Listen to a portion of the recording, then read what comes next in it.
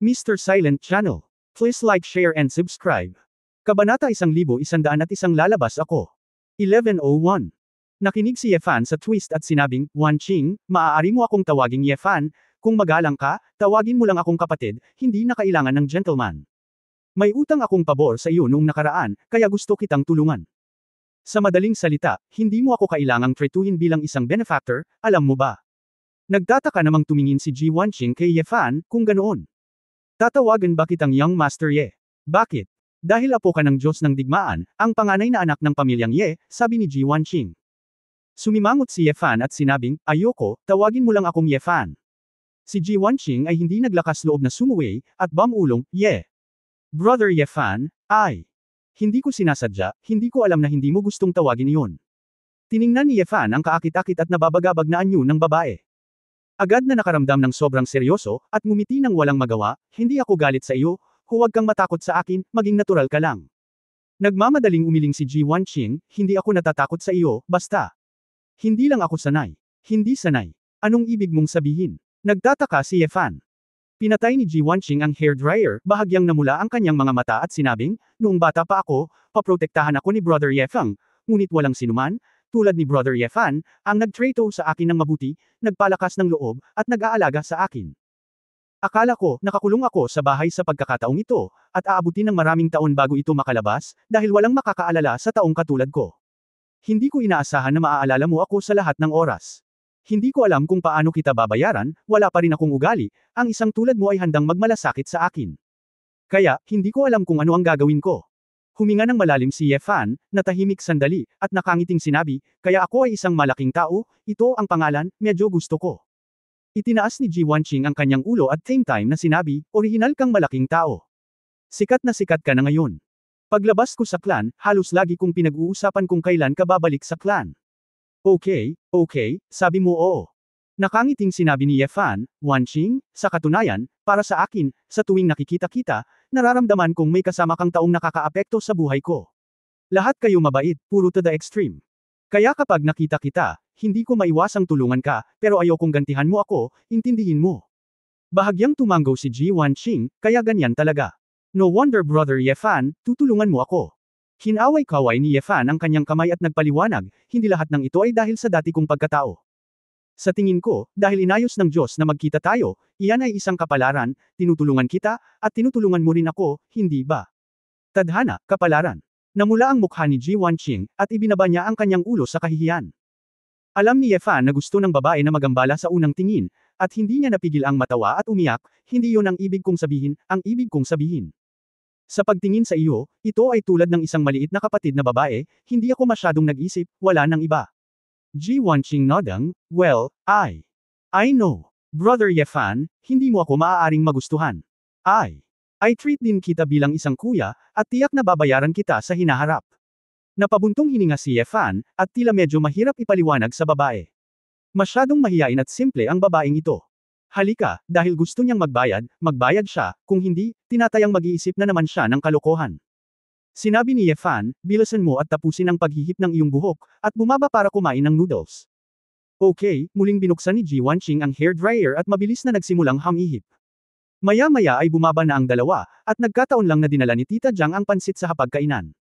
Wanqing, nagmamadali ako, hindi maganda ang reception, hintayin si Tita Jiang na magluto ng masarap sa susunod na gabi, nakangiting sabi ni Tita Jiang. Nagpasalamat si Ji Wanqing, hindi na kailangan, Tita Jiang, simple lang ang pagkain ko, tutulungan kita sa anumang gawain sa bahay mamaya, kaya kung gumawa ng mga gawaing bahay ng napakahusay, at marunong din akong magluto, para magawa ko ang lahat. Hey, you, marunong ka pang magluto. Sa mga araw na ito, wala nang maraming kabataang katulad mo na nakakapunta sa kusina. Sinabi ni Tita Jiang na may damdamin, sayang na bata ka pa, kaya pinananatili kita dito. Hindi angkop para sa akin na magtrabaho sa bahay. Kung hindi, mabuti para sa iyo na gumawa ng gawaing bahay kasama ako, at kung ang lolo ng binibini ay lumipat sa hinaharap, hindi ko ito magagawang mag-isa. Nang marinig ito ni Ji Wanqing, wala siyang pakialam sa pagkain ng noodles, at sinabing, ayos lang. Tita Jiang, matutulungan kita sa mga bagay-bagay. Wala akong mapupuntahan ngayon. Gawin ang mga bagay-bagay. Si Yefan ay walang oras para magtanong ngayon, ngunit pagkatapos pakinggan ito, hindi niya maiwasang magtaka, Wanqing, paano sinabi sa iyo ng iyong ama? Malungkot na sinabi ni Ji Wanqing, sabi ng tatay ko. Hindi ako papayagang pumasok sa bahay ni G sa hinaharap. Ang pinto, hayaan mo akong pumunta sa iyo, at huwag mo na akong pakialaman. Nako, kaawa-awang anak, bakit napakalupit ng tatay mo? Hindi napigilan ni Tita Jiang ang sinabi, kung gayon maaari kang manatili, tulungan ako o lumabas upang maghanap ng trabaho, gayon paman, ang aming pamilya ay hindi masama. Isang pares ng chopstick. Umiling si Ji Wanqing at sinabing, Tita Jiang, hindi ako basta-basta aalagaan mo, plano kong lumabas para maghanap ng trabaho at subukang suportahan ang sarili ko. Sa katunayan, sa pagkakataong ito lalabas ako, naisip ko rin, nasa bahay ako, at hindi ko na kailangan. Walang kwenta, at hindi nila kailangan ng tagalabas na tulad ko. Gusto kong subukang mamuhay para sa sarili ko, gawin ang gusto kong gawin, at makita kung hanggang saan ang aking mararating. Magiliw na tinapik ni Tita Jiang ang balikat ng dalaga, anak, mabuti naman na humanap ka ng trabaho, pero huwag kang masyadong mag-alala, ayos lang tumira sa bahay namin. Kaka-rating mo lang sa Huahay, at hindi ka pamilyar sa lugar sa iyong buhay. Bakit hindi mo isipin ang lugar na ito bilang iyong pangalawang tahanan, kadalasan ay may kumpanya ako, at maaasahan mo rin ako. Naantig si Ji Wanqing, tumingin kay Ye Fan, at nakita ang lalaki na nakangiti at tumanggo bago siya sumagot. Salamat Tita Jiang. Nakangiting sabi ni Tita Jiang, Ye Fan, narinig kong tinawag ni Wanqing ang iyong kapatid, bakit hindi mo siya ituring bilang isang kapatid? Ang batang ito ay cute at matino, at gusto ko ito kapag nakita ko ito. Bulong ni Ye Fan sa kanyang puso, sa usapin ng relasyon, si Ji Wanqing ay talagang, pinsan, niya, ngunit walang relasyon sa dugo. Tita Jiang, huwag kang mag-alala, hindi makakauwi si Wanqing ngayon, dahil sa akin, syempre aalagaan ko siyang mabuti. Tumanggo si Ye Fan. Iyon ang ibig kong sabihin, hindi ka maaaring mag-trato ng masama sa iba. Tiningnan ni Tita Jiang ang mga damit ni Ji Wanqing at sinabing, galing ka sa bahay, sa palagay ko hindi ka nagdala ng anumang bagahe, at tiyak na wala kang suot na damit. Pag-aari ng dalaga ang mga damit na suot niya. Magkaiba kayong dalawa sa hubog ng katawan at tangkad. Hindi mo masusuot ang damit niya. Sandali, hayaan mong dalhin ka ng iyong kapatid na si Ye Fan sa mall para bumili ng ilang damit at pang-araw-araw na pangangailangan. Bumalik ka na, summer na, mura pa rin ang mga damit, kaya bumili ka pa. Pagkatapos magsalita, kinuha ni Tita Jiang ang isang bank card at sinabing, ako na ang magbabayad para sa mga damit. Nang makita ito ni Ji Wanqing, nagmamadali siyang tumanggi, Tita Jiang. Napakasama nito. Ako, hindi ko ito mahihiling. Hoy, huwag kang mag-alala, ito ay hindi para sa walang kabuluhan, simulan mo akong tulungan ngayon. Mga gawaing bahay, ibibigay ko sa iyo ang iyong sweldo at ibabawas doon, okay? Nakangiting sabi ni Tita Jiang. Nang marinig ang sinabi ni Tita Jiang, at ubiling tinanggap ni Ji Wanqing ang card. Natahimik si Ye Fan saglit, bakit hindi nagtanong si Tita Jiang, may gagawin ba siya ngayong hapon? Tila nagustuhan ni Tita Jiang ang isang maamo at magandang pag-uugali na babae tulad ni Ji Wanqing, at ang birthmark sa kanyang mukha ay nakadama ng awa sa mga tao. Zinc 6 Gipser 6 Vekaukaxil Noito 4 Fixtir 2 or 1 Var 37 Fas 48 Kextol, Aw Shambis 7 Dayuf Shamroy 3Q. Mukhang wala akong major business sa hapon, kaya inihatid ko na lang si Ji Wanqing para mamasyal at hinayaang magbago ng mood ang babae. Kabanata 1102. 1102. Pagkatapos kumain ng simpleng tanghalian, nagmaneho si Ye Fan ng kotse mula sa garahe at dinala si Ji Wanqing sa malapit na Yule Mall. Bagamat naglibot din si Ji Wanqing sa buong mundo sa loob ng ilang panahon, medyo hindi siya pamilyar sa buhay sa isang malaking lungsod. Sa makatuwid, pagkatapos na makapasok sa isang komprehensibong shopping mall, wala siyang ideya, kaya tahimik siyang sumunod sa likod ni Ye Fan. Wanqing, anong uri ng damit ang gusto mong bilhin, isipin mo ito para sa iyong sarili, wala akong masyadong alam tungkol sa mga damit na pambabae, sabi ni Ye Fan. Ako, hindi ko rin alam, kinakabahang sabi ni Ji Wanqing, kaya ko. Paanong hindi mo malalaman ito? Hindi mo ba alam kung ano ang isusuot mo sa tag-araw? Nakangiting sabi ni Ye Fan. Namula si Ji Wanqing, na para bang medyo nakakaloko ang sagot niya, kaya pinag-isipan niya itong mabuti at sinabing, simple lang ang isusuot ko, t-shirt, shorts o kung ano pa. Napakamot si Ye Fan sa kanyang ulo, sa paghula na maghihintay ay sinabi ni Ji Wanqing ang dahilan, at kailangan niyang maghintay hanggang sa madilim, kaya sinabi niya, bueno, dumiretso sa isang tindahan at ikaw mismo ang pumili. Tumanggo si Ji Wanqing at mahinang sinabi, okay. Tinataya ni Ye Fan na sa personalidad ni Ji Wanqing, tiyak na hindi niya ito mabibili sa isang partikular na mamahaling tindahan, kaya naghanap na lang siya ng medyo murang tindahan na may batang tatak. Naglakad papasok. Wanqing, sa tingin mo ba ay angkop ang mga damit na ito, pumili at tingnan. Si Ye Fan ay maaari lamang magtanong ng aktibo. Naglakad si Ji Wanqing sa gilid ng isang tumpok ng mga t-shirt, hinanap ito, maingat na naglabas ng isang tag, tiningnan ang presyo nito, at kumunot ang noo, Brother Ye Fan, ito ay nagkakahalaga ng 60 yuan para sa isang diskwento. Magiging masyadong mahal. Hindi nakaimik si Ye Fan at nakangiting nagsabi, huwag mong tingnan ang presyo, makakakuha ka ng murang gusto mo, kunin mo lang kung gusto mo. Nakaramdam ng kaunting sakit si Ji Wanqing at sinabing, kung gayon, bibili ako ng dalawa ng mas kaunti. Hindi napigilan ni Ye Fan ang tumawa at tumawa. Pakiramdam niya, kapag natapos ng mamili ng sarili ang dalaga, hindi na ito kakain ng hapunan, kaya tumawag na lang siya ng sales lady. Guwapong lalaki, maganda. Maganda, masigasig na lumapit ang sales lady, tatawagan pa lang si Ji Wanqing na, maganda, pero medyo natigilan siya, pero buti na lang maganda ang pagiging profesional niya, at agad siyang ngumiti, kayong dalawa anong kailangan mo? Sinabi ni Ye Fan, maaari kang pumili ng 5 damit ng tag-init para sa babaeng ito, 5 pantalon at palda ng tag-init, hindi dapat masyadong mahal ang presyo, at hindi dapat masyadong mahina ang kalidad. Nang marinig ito ng sales lady, dali-dali siyang lumapit at tinanong si Ji Wanqing, Beauty, anong klaseng estilo ang gusto mo? Hayaan mong ipakita ko sa iyo ang mga bagong estilo na inilabas namin ngayong taon. Ito ay bagay na bagay para sa isang batang babae na may magandang proporsyon ng katawan tulad mo. Sinabi ni Ji Wanqing na labis na nababagabag, kapatid na Ye Fan, 5 piraso, 5 piraso, sobra ba ito? Oo. Napabuntong hininga si Fan, kung napakabagal mo, magagalit ako, papayagan kitang bumili. Pambili. Nang marinig ni Ji Wanqing na magagalit si Ye Fan, hindi siya nang ahas na magsalita, kaya kinailangan niyang sundan ng sales lady para makita ang mga damit. Hindi rin nagtagal at nakabili na ng 10 bagong damit, pantalon at palda. Nagkusa si Ye Fan na tulungan ang batang babae na kunin ang 2 bag at nakangiting sinabi, okay, punta tayo sa susunod.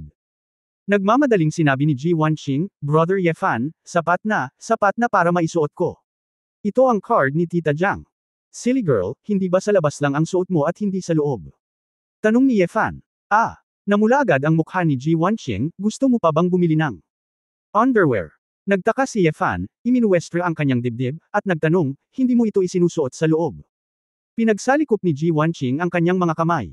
Nahihiyang tumango, suot. Hindi pa ba tapos? Walang magawang sinabi ni Ye Fan, malaking tao ako, hindi ako nahihiyang samahan ka na bumili ng damit pambabae, bakit namumula ka? Ay, hindi ko sinasadya. Nag-init ang mukha ni Ji Wanqing habang nakikinig. Biglang naramdaman ni Ye Fan na kawili-wiling asarin ang babaeng ito, paanong may ganoong simpleng babae sa lungsod sa mga araw na ito? Pagkarating ng dalawa sa isang tindahan ng damit na panloob ng mga babae, sinabi ni Ye Fan, Wanqing, maaari kang bumili dito mismo, hindi ako komportable na magsabi pa. Tumango si Ji Wanqing, okay. Tandaan, hindi bababa sa 5 set, gusto kong suriin, sabi ni Ye Fan. Oh, si Ji Wanqing ay hindi nang ahas na sumuway. Matapos makapasok ang dalawa, si Ye Fan ay nagpanggap na walang pakialam at tumabi at naghintay, habang si Ji Wanqing ay pumasok at kinuha ito. Lumapit ang isang sales lady, nakita ang isang maputlang pink na bra sa kamay ni Ji Wanqing, at nakangiting sinabi, Beauty, bagay na bagay ito sa iyo, maaari mo itong subukan sa loob. Sinabi ni Ji Wanqing sa napakalambot na boses, meron bang? May mas malaking sukat. Tumingin ang sales lady kay Ji Wanqing at sinabing, okay lang ba? Tumango si Ji Wanqing. Si Ye Fan, na nakatayo sa pintuan, ay hindi maiwasang makaramdam ng kakaibang pakiramdam sa kanyang puso, naaalalang nasa bahay lang siya at nakita si Ji Wanqing na nakasuot ng pantulog. Sure enough, hindi ako nagkamali, mukhang misla ng babaeng ito, pero medyo predictable talaga siya. Siyempre, si Ye Fan ay nagkunwaring walang narinig, kung hindi, si Ji Wanqing ay nahihiyang tumakas. Pagkatapos bumili ng underwear, binili nila si Ji Wanqing ng 2 pares ng sapatos na kasya sa kanyang mga paa, malalaking bag at maliliit na bag, at pareho silang may ilang bag sa kanilang mga kamay. Nang makitang namumula ang mukha ni Ji Wanqing habang naglalakad, naalala ni Ye Fan na hindi nagpractice ang babaeng ito, malamang napagod siya sa paglalakad. Wanqing, malapit na tayong mamili. Humanap tayo ng mapag-inuman at magmeryenda. Pagod ka na rin yata. Umiling si Ji Wanqing, gusto mo pa bang kumain? Kalimutan mo na ito. Bumili ako ng maraming grocery ngayon, nahihiya ako. Hindi ako pagod, kaya bumalik tayo. Tapos akala mo ako ang gustong kumain at uminom, samahan mo ako doon, okay? Nakangiting sabi ni Ye Fan. Mainit ang puso ni Ji Wanqing, dahil wala pang taong tulad ni Ye Fan na nagmamalasakit sa mga walang kabuluhang bagay gaya ng kung siya ay pagod o hindi. Well, matamis na tumango ang dalaga sabay ngiti. Nakita ni Ye Fan na may malapit na magandang kafe, kaya pumasok siya kasama ang babae. Pagpasok pa lang niya sa coffee shop, may napansin si Ye Fan. Napatingin siya sa bintana sa hindi kalayuan, sa isang sofa seat, may isang lalaki at isang babae na umiinom ng kape ng magkaharap. Matangkad ang lalaki, at kahit naka-white shirt ay ramdam na ramdam niya ang matipuno nitong pangangatawan, pero napaka-fair ng mukha nito, matulis ang gilid at sulok, parang isang gwapong lalaki. At ang babaeng nasa tapat niya ay nagulat kay Ye Fan. Ang kagandahan ay may mahabang buhok na may kaunting wave sa dulo, isang puting lace of shoulder chiffon na pangitaas, at isang maikling palda na may itim na pattern ng bilog sa ilalim. Matangkad siya at busog. Kahit isang simpleng sulyap lang sa profile niya, ibang klaseng heroic at charming ang mararamdaman mo. Kuya Yefan, ano ang nangyayari sa iyo? Naguguluhang tanong ni Ji Wanqing nang makita niyang nakasimangot si Yefan. Hindi nagsalita si Yefan at dumiretso sa mesa. Ang lalaki at babae ay tila napansin din na si Yefan ay naglalakad patungo sa kanila, at lumingon upang tumingin. Ikaw Fan. Bakas ang gulat sa mga mata ng babae. Tumingin siya sa lalaki sa tapat at kay Yefan, ngunit mabilis siyang kumalma at bumangon at sinabing, bakit ka pumunta rito? Ninger, gusto kong magtanong ulit. Paano ka, bakit ka pumunta dito para uminom ng kape? Hindi ko alam na mahilig ka sa kape noon, sabi ni Yefan na may casual ng ngiti. Zinc 6 Gifser 6 Vekaw Kaxel Noito 4 Fakstir 2 or 1 Var 37 Fas 48 Kextol, Aw Shambis 7 Dayof Shamroy 3Q. Ang babaeng nasa harapan mo ay si Ning Zimo. Kabanata 1103 Ano ang gusto mo sa akin? 1103. Papunta na ako, nagpa-appointment ako para pag-usapan ang mga bagay-bagay dito, kaya uminom na lang ako. Napangiti ng pilit si Ning Zimo, sinulyapan si Ji Wanqing sa likod ni Yefan, at nag-aalinlangan na nagtanong, paano ka? Itong babaeng ito sino iyon? Sinasama mo ba siya sa pagbili ng mga bagay? Tumango si Yefan at sinabing, oo, ang babaeng ito ay pinalayas sa bahay dahil sa akin, at wala siyang dalang kahit ano. Hiniling sa akin ni Tia Jiang na samahan siya na bumili ng damit. Pinalayas ako. Grabe. Anong nangyayari? Nagtatakang tanong ni Ning Zimo. Mahabang kwento ito, pag-uusapan natin ito mamaya, lumingon si Yefan at sinabing, Wanqing, ito si Ning Zimo, tawagin mo lang siyang Sister Ning. Ning. Sister Ning. Medyo natatakot pa rin si Ji Wanqing sa buhay. Si Ning Zimo ay mukhang nag-iisip, tumango na mingiti, at sinabing, bahala ka, sarili ko lang ito. Sa oras na ito, tumayo ang gwapong lalaking naka-white shirt na nakaupo sa tapat niya at nakangiting sinabi, ito siguro ang sikat na Mr. Ye. My name is Shi Lanying. Matagal ko nang gustong makilala si Mr. Ye. It's a pleasure to meet him. Nagtaka si Yefan, kilala mo ako. Oh, narinig ko si Director Yao ng Huahai Defense Bureau na nag-usap tungkol sa iyo ng maraming beses, at alam ko rin na si Mr. Ye ay nagbigay ng maraming suporta kay Zisulin. Ngumiti si Shi Lanying. Daan, Direktor Yao. Nagtanong si Yefan, galing ka ba sa Defense Bureau? Sinabi ni Shi Lanying na may maaraw ng ngiti, ako ang pinuno ng anti-gangster na pangkat ng SIA Defense Ministry. Kakalukso ko lang noong nakaraang taon. Si Mr. Ye baka hindi ako kilala ng husto. Medyo nagulat si Yefan. Kung titingnan ang edad ni Lanying, wala pang 30 taong gulang siya. Upang maging pinuno ng pangkat sa ilalim ng Ministry of Defense, ang antas na ito ay napakataas, katulad ng alkalde ng Huahai City.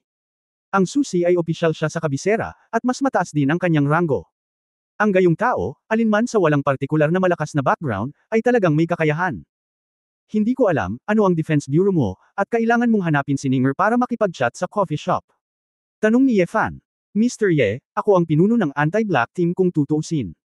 Kung pupunta ako sa headquarters ng Zisulin para makipag-usap, hindi ito magiging angkop, at magdudulot din ito ng tensyon sa loob ng Zisulin. Kung hihilingin mo kay Miss Ning na tumakbo sa aming Defense Bureau, ito ay magiging isang malaking problema. Kaya, matapos itong timbangin, pumili ako ng ganoong lugar, na medyo low-key at hindi magdudulot ng kawalang kasiyahan sa magkabilang panig, nakangiting sagot ni Shi Lanying. Paliwanag ni Ning Zimo sa mahinang boses, Yefan, kinakausap ako ng team leader na si Shi tungkol sa pagwawasto ng gang. Wala siyang masamang intensyon. Nagtaka si Yefan, anong pagwawasto? Sasalakayin ba nila si Zisulin? Mr. Ye, huwag mong intindihin, nakangiting sabi ni Shi Lanying, alam talaga ng aming anti-black group na ang mga gang tulad ni Zisulin ay magkakaroon ng negatibong epekto sa kaayusan ng lipunan. Dapat itong magkaroon ng stabilizing effect. Umaasa lang kami na maaaring makipagtulungan sa amin si Zisulin at wakasan ang ilang masamang gawin ng pornografya, pagsusugal at droga. Tungkol naman sa gawa ni Miss Zisulin Ning, pinahahalagahan pa rin namin ito. Umiling si Ning Zimo at sinabing, napakagalang ng team leader na si Shi. Umaasa din kaming magbago sa lalong madaling panahon at gumawa ng mga bagay na kapaki-pakinabang sa lipunan. Haha, si Miss Ning ay may ganitong kamalayan, tiyak na isusumbong ko ito sa superior, sabi ni Shi Lanying bilang pagsang-ayon. Pagkasabi nito, tumingin si Shi Lanying sa kanyang relo at sinabing, malapit na ang oras. Nakipag-chat ako kay Miss Ning ngayon, at inaasahan kong makita ka sa susunod. Tumango si Ning Zimo at nakangiting sinabi, okay, dahan-daang maglakad ang team leader Shi. Nakangiti ring nagpaalam sina Shi Lanying at Yefan, at pagkatapos ay lumabas na nakataas ang kanilang mga ulo, dahil sa matigas nilang poster ay hindi maiwasan ng ilang waitress sa kafe na mapatingin sa gilid. Nang umalis si Lanying, sumimangot si Yefan at sinabing, Ninger, ilang beses mo na ba siyang nakilala? Natigilan si Ning Zimo at sinabing, hindi. Pangalawang beses na ito, bakit mo ginagawa ito? Magtanong. Kanina lang sabi niya, ngayon, nagkwentuhan kami ng maayos, di ba nagkita kami dati?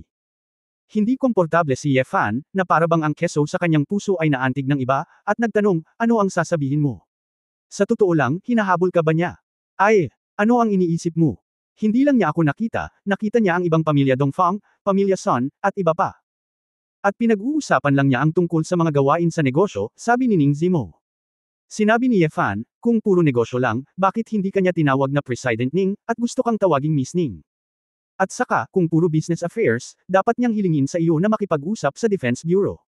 Natatakot ka pa rin ba sa barkada? Kinagat ni Ning Zimo ang kanyang mapupulang labi, tumingin sa kaliwa at kanan, at sinabing, Yefan, huwag na nating pag-usapan ito dito, okay? Lumabas tayo at pag-usapan ito. Meron bang hindi ko masabi? May nakakahiya ba? Sinabi ni Yefan, dapat mong malaman, mahahanap ko ito kung gusto ko, ngunit gusto kong marinig mula sa iyo. Saglit na inis si Ning Zimo, napaawang ang kanyang mga labi, at sinabing, oo, inaamin ko na may iniisip siya tungkol sa akin, ngunit ngayon ko lang siya narinig na sinabi iyon. Ngumisi si Yefan, alam ko, ano sa tingin mo? Hindi ko ba nakikita, ang paraan ng pagtingin niya sa iyo ay parang kakainin ka niya. Iyon ay wala sa aking kontrol. Kailangan ko bang hukayin ang kanyang mga eyeballs kapag siya ay tumingin sa akin? Pupunta ba ako sa kalye at kailangan kong maghukay ng isang bungkus ng mga eyeballs? Naagrabyado ang sinabi ni Ning Zimo, sabi niya nakita niya ako last time at gusto niyang malaman pa ang tungkol sa akin. Pero nasabi ko na sa kanya ng malinaw. May lalaki na ako, sana business lang ang pinag-uusapan niya, at pumayag siya. Walang ibang namamagitan sa akin at sa kanya. Pagkatapos ng negosyo ngayon, hindi ko na siya makikilala sa labas in the future. Hindi mapigilan ni Yefan na makaramdam ng kirot sa kanyang puso nang makita niyang bahagyang namumula ang mga mata ng babae, at ang kanyang ekspresyon ay puno ng asim. Bakit mo siya sinisisi ng ganito? Gaya nga ng sinabi ni Ning Zimo, hindi niya makontrol ang ibang lalaki nang makita siya.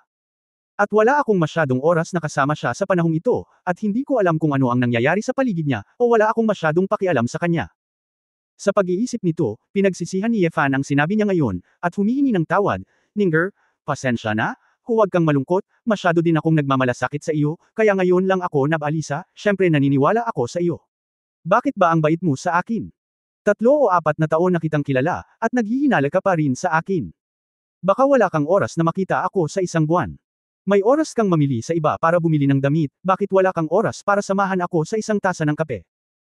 Nakaramdam ng pait sa kanyang puso si Ning Zimo, nagngangalit ang kanyang mga pilak ng ngipin, at sinabing, hindi ko hiniling na bigyan mo ako ng anumang pangalan, at hindi ko kailangan na gawin mo ang anumang bagay para sa akin. Ayokong malaman mo na ang anti-itim na grupo ay dumating sa akin, natatakot ako. Nalilito ka sa akin. Wala akong hinihiling sa'yo, gusto lang kitang makita ng madalas, hindi mo ako masatisfy, tapos ngayon pakiramdam ko may karelasyon pa akong ibang lalaki. Anong gusto mo sa akin? Ning ang galit sa puso ni Zimo ay sumambulat ng sabay-sabay, at ang tunog ay napakalakas na naririnig ito ng ilang kalapit na bisita. Si Yefan ay parehong nahihiya at napahiya, kaya tumawa lang siya kasama niya, Ninger, mali talaga ako. Huwag kang magalit, wala akong pupuntahan ngayon, kaya sasamahan kita, okay? Hindi na kailangan. Babalik ako. Kinuha ni Ning Zimo ang kanyang bag, tumalikod at lumabas ng kafe. Kabanata 1104 na baguhin ang tema. 1104. Hindi matanggap ni Yefan na makitang umalis ng ganito ang babae. Alam niyang kung hindi siya sumunod sa oras na ito, tiyak na mas magagalit si Ning Zimo. Nagmamadaling kumuha si Yefan ng 100 yuan na piraso at iniabot ito kay Ji Wanqing, sinabing, Wanqing, mag-isa kang magtaksi pabalik, kailangan ko munang humingi ng tawad sa kapatid mong si Ning. Medyo natakot si Ji Wanqing, nagmamadali siyang tumango, Brother Yefan, sige, huwag kang mag-alala sa akin. Humingi ng paumanhin si Yefan at hinawakan ang ulo ng babae bago tumalikod at humabol. Naantig si Ji Wanqing, at namula muli ang kanyang mukha. Tiningnan niya ang tumpok ng mga damit, pantalon, sapatos, at handbag sa lupa, at ngumisi. Buti na lang, dati akong sidekick ni Yefang at madalas may dalang maraming gamit. Kung hindi, baka hindi ko na ito madala pabalik. Sa underground parking garage ng shopping mall, ang isang itim na Volkswagen sedan ay mukhang low-key, ngunit ang isang plaka ng lisensya na may pulang sulat mula sa Defense Bureau ay nagmumukhang kakaiba. Nang umupo si Shilan Ying sa taxi, ang maaraw na tingin sa kanyang mukha ay unti-unting napalitan ng isang malamig na evil smile. Inilabas niya ang kanyang cellphone at tumawag, at hindi rin nagtagal ay nakakonekta na siya. Tapos na. Isang matandang boses ang nagmula sa kabilang dulo ng telepono. Lalabas ako, paano ako mabibigo? Napangiti si Shilan Ying nang may pagmamalaki, ang Ning Zimo na ito ay magiging atin din sa madaling panahon. Mabuti, siya na ngayon ang aktwal na namamahala sa pamilya Ning, at siya rin ang timer ng underground gang ni Huahai. Hanggat ibagsak natin siya, ang unang hakbang ng aming plano ay magiging matagumpay, sabi ng matanda. Hinaplos ni Shilaning ang manibela at maluwag na sinabi, nakilala ko lang si Yefan, ang umalalay kay Zishulin sa likod niya, what hell king? I don't think so. Oh, kinakabahang sinabi ng matanda, hindi ka naman nag-conflict sa kanya, di ba? Hindi ako ganoon katanga, hindi ito ang oras para gumawa tayo ng mga kalaban sa lahat ng dako, ngumiti ng masama si Shilaning, lahat ay kailangang gawin ng lihim, naiintindihan ko. Sinabi ng matanda, oo, ikaw ay talagang maalalahanin, iulat ko ito sa santo at bibigyan ka ng kredito. Hoy! Salamat sa pagprotekta sa batas. Ngumisi si Shilaning. Sa shopping mall, nagmamadaling sinundan ni Yefan ang mga yapot ni Ning Zimo at hinawakan ang kamay ng babae mula sa likod. Ninger, huwag kang magalit. Sinabi ni Yefan na may maamong ngiti, talagang alam kong mali ako, at hindi na ako magiging ganoon pa. 2 beses na inihagis ni Ning Zimo ang kanyang mga kamay, ngunit hindi niya ito maalis. Galit niyang sinabi, nabuli mo ba ako dahil sa lakas mo? Walang pagpipilian si Yefan kundi ang bumitaw. Mag-isang naglakad si Ning Zimo patungo sa elevator, at sinundan siya ni Yefan. Huwag mo akong sundan. Gusto kong mapag-isa. Tumalikod si Ning Zimo at malamig na sinabi. Ibinaba ni Yefan ang kanyang ulo at nagkunwaring hindi narinig. Galit pa rin ang kanyang mga anak na babae sa sandaling ito. Nang makita ni Ning Zimo ang lalaking nagpapanggap na bingi at pipi, wala siyang magawa, kaya sumakay siya ng elevator pababa, lumabas ng mall, at pumunta sa pedestrian street. Ninger, saan ka pupunta? Pwede ba kitang ihatid? Sasamahan kita kung saan mo gustong pumunta. Sinubukan ni Yefan na magmukhang kaawa-awa, na may tapat na tono. Alam niyang si Ning Zimo ay isang taong may pusong tokwa, at kung susuyuan pa niya ito, tiyak na palimbutan niya ang puso nito. Ayokong samahan ka. Dapat kang bumalik para samahan ang babaeng Wanqing na iyon. Sabi ni Ning Zimo. Mapait na bamantong hininga si Yefan, Ninger, ilang beses ko nang hindi nakilala si Wanqing, ngunit may mabuting puso siya at tinulungan akong makalusot sa isang bitag noong nakaraan. Siya ang sinisi ng kanyang pamilya, at utang ko ang kanyang pabor. Huwag ka nang magpaliwanag. Ayokong makinig. Madalas ilang araw kang hindi umiimik, bakit ang dami mong kalokohan ngayon? Pinandilatan ni Ning Zimo ang lalaki at binilisan ang lakad nito. Hindi komportable si Yefan. Mukhang matagal na niyang pinabayaan si Ning Zimo, at nakaramdam siya ng hinanakit. Eto na, noong nagtatrabaho ako bilang pansamantalang manggagawa, mas madalas akong pumunta sa Zia Tea House. Pagkatapos kong ikasal ngayong taon, mas kaunti ang pagpunta ko sa tea house. Nahiya talaga ako sa ganda. Sa sandaling ito, isang lalaking may SLR camera at nakasuot ng nakaistilong salamin ang lumapit kay Ning Zimo. Beauty, ako ay mula sa Yule Fashion Magazine. Gumagawa ako ng isang espesyal na street shooting beauty. Maaari ba akong kumuha ng ilang mga larawan para sa iyo? Ikaw ang pinakamagandang nakita ko ngayon. Kumunat ang noo ni Ning Zimo. Si Yumei, pagkatapos mag-alinlangan ng ilang sandali, ay nagpakita ng isang ngiti, okay, paano mo gustong mag-shoot? Inakala ng lalaki na siya ay tatanggihan, ngunit hindi niya inaasahan ang isang hindi inaasahang kagalakan, at agad na sinabi, beauty, maglakad ka lang, kaliwat kanan. Tingnan mo, natural click mo lang, kukunan kita ng litrato. Okay, pagkatapos ay susugod ako. Tumanggo si Ning Zimo at nagsimulang sumulong. At ang lalaking may salamin ay humakbang papunta sa harapan at nagsimulang mag-focus. Nang magsisimula na siyang mag-shot, nakita niyang itim ang camera. Anong meron? Tumangala ang lalaking may salamin, at nagulat siya nang makita ang isang lalaking nakatalukbong ng kanyang mga kamay at hindi kumukuha ng litrato sa kanya. Ang lalaking ito ay natural na Yefan, at sinabi niya na may A. Hindi nasisiyahang ekspresyon, ihinto ang pagkuha ng mga larawan. Malungkot na sinabi ng lalaking may salamin, bakit hindi mo ako hayaang magpa-picture? Ito ang napagkasunduan ko sa magandang babaeng iyon. She is me. Yung babae. Hindi ako pumapayag na tingnan siya ng iba, magandang dahilan ba ito? Malakas na sabi ni Yefan. Ang lalaking may salamin ay natigilan saglit at tumingin kay Ning Zimo, ang ganda. Boyfriend mo siya. Kinagat ni Ning Zimo ang kanyang pang-ibabang labi at sinabing, mababang kapatid, huwag pansinin siya, wala akong halaga sa kanya. Lalaki, ipagpatuloy mo ang pagkuha ng mga larawan para sa akin. Galit na galit si Yefan, ang babaeng ito, kahit na may galit siya, huwag kumuha ng kahit anong larawan sa magazine. Kung ito ay nailathala, hindi ba ito ay kakalat sa buong lansangan? Hindi komportable si Yefan sa pag-iisip na ang kanyang babae ay tinitigan ng hindi mabilang na pares ng mga mata ng lalaki. Okay lang na tawagin siyang kuripot o seloso, pero hindi naman siya masaya. Ning Zimo, gusto mo ba talaga ito? Tanong ni Yefan na nakakunot ang noo. Aba, in the first place, wala akong kinalaman sa'yo. Asawa mo ba ako? O iba? Mahilig akong magpa-picture, di ba? Nilingan ni Ning Zimo ang kanyang ulo at malamig na ngumuso. Nakita rin ng lalaking may salamin sa gilid na magkakilala talaga ang dalawa, kaya napabuntong hininga na lamang ang naitanong niya, pwede ba kayong magpa-picture sa inyong dalawa? Oo, sabi ni Ning Zimo. Natigilan si Ye Fan, pinaikit ang kanyang mga mata, at sinabing, oo. Sa pagkakataong ito ay medyo nakakagulat na baguhin si Ning Zimo. Bakit biglang pumayag yung lalaki? Gayunpaman, bago pa ito maisip ng babae, biglang sumugod si Ye Fan, niyakap siya, idiniin ang kanyang katawan pasulong, at direktang itinulak ito sa bintana ng isang luxury store sa kalye. Niyakap ni Ye Fan ang payat na baywang ng babae gamit ang isang kamay at ang ulo nito sa kabilang kamay, niyuko ang kanyang ulo at binigyan ng mabigat na halik. Dilat na dilat ang mga mata ni Ning Zimo, ngunit hindi niya inasahan na hahalikan siya ni Ye Fan ng mapusok sa publiko sa mataong commercial street. Oo nga, si Ye Fan ay agad na nakaakit ng maraming tao na tumingin sa kanya. Bagamat normal na ang paghalik sa kalye ngayon, bihira na ang makakita ng ganoong kalaking galaw. Pagkatapos ng unang halik, ibinaling ni Ye Fan ang kanyang ulo at sinabi sa natarantang photo shooter, halika. Shoot. Ayaw mo bang mag-shoot? Baguhin ang tema at tawagin itong street shooting couples. Kabanata 1105, espesyal na katayuan. 1105. Sa sandaling matapos magsalita si Ye Fan, patuloy niyang hinahawakan ang mukha ni Ning Zimo. Gaano man kabihira ang isang babae, patuloy niya itong hinahalikan na may pagkatulala at cute na ekspresyon. Nainggit at hinangaan ang photographer sa gilid. Pagkatapos mag-isip tungkol dito, kinuha pa rin niya ang kamera at nakunan ang sandaling ito. Natigilan si Ning Zimo sa biglaang paghalik ng lalaki sa kalsada. Ngunit ang nag-aapoy na simbuyo ng damdamin sa napakaraming audience ay naging dahilan din ng babae na hindi napigilan ang sarili, inabot at niyakap ang baywang ni Ye Fan.